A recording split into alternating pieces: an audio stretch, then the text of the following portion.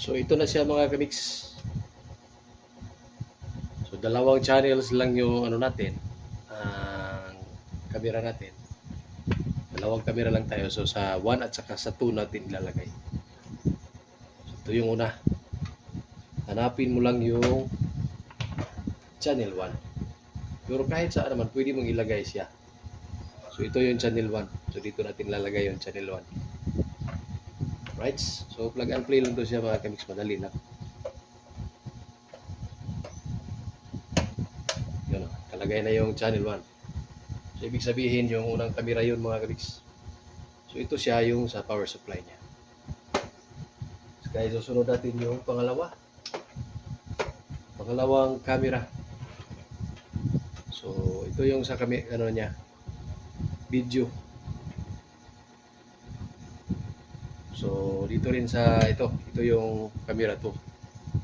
Plug and play lang.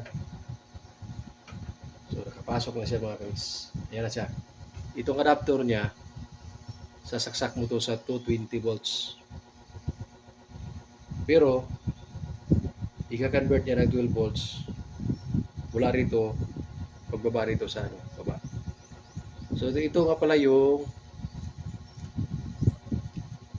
octopus splitter mga kamix.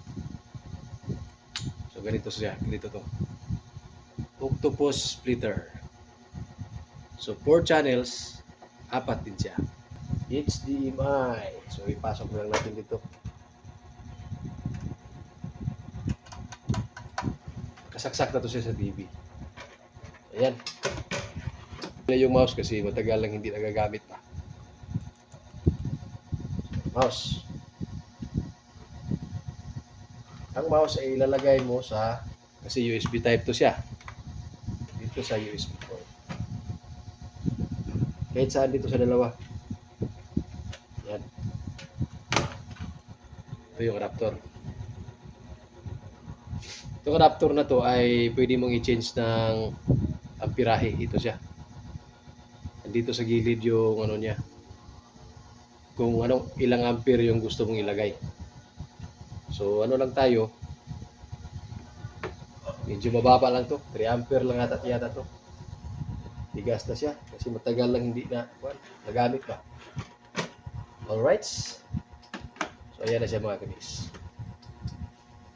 Ito hindi to kagana pag wala, ito yung wire niya. Yung wire.